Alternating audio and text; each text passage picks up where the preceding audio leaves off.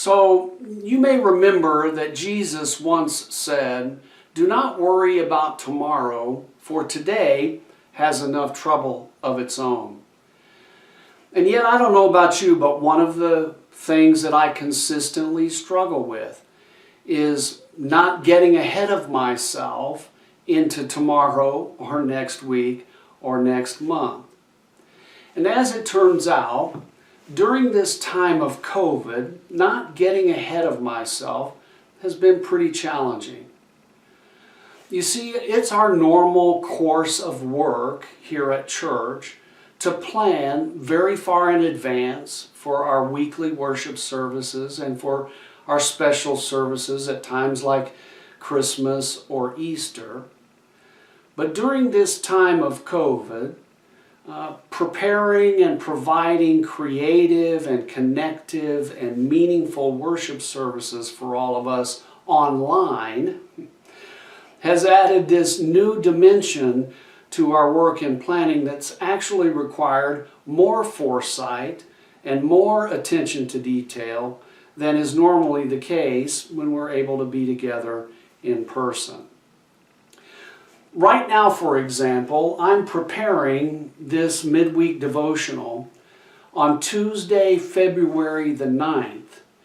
And all of you probably won't view it until sometime around Wednesday, March the 3rd, which is basically 3 weeks from now for me.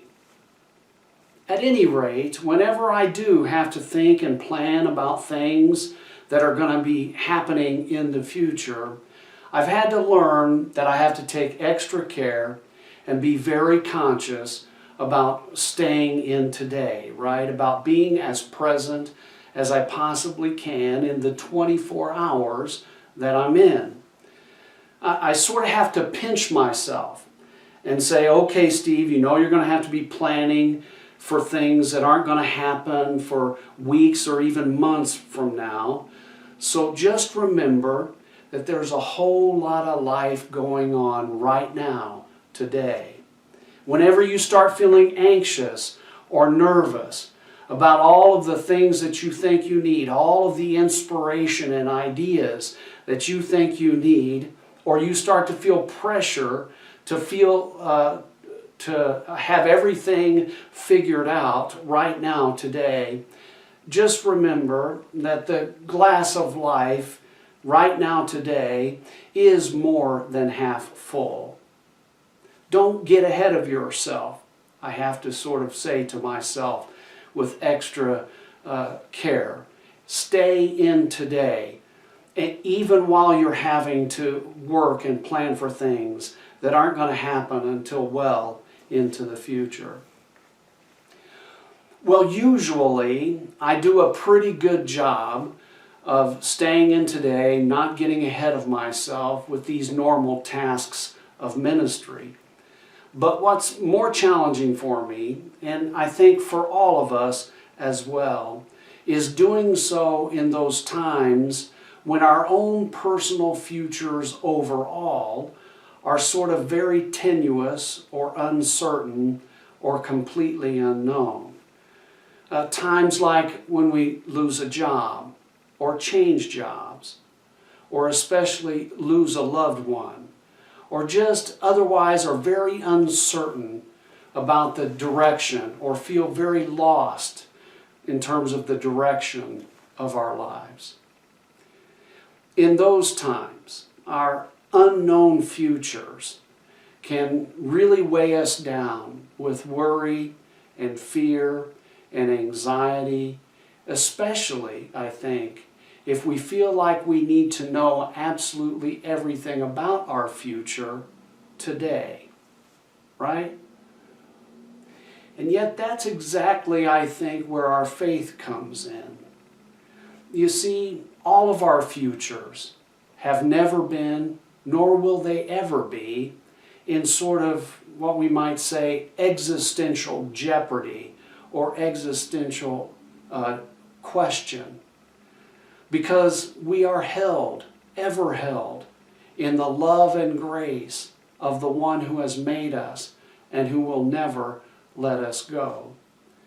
we will in fact never be able to know all of the exact details of how any one of our future days is going to ultimately unfold, but we do know the exact detail that we're not alone, that God is indeed with us.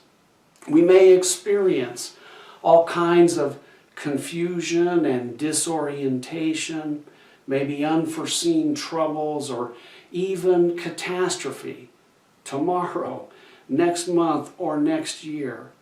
But nonetheless, we belong, as we know, to God and with God, whoever loves us and whoever enfolds us with compassion and care.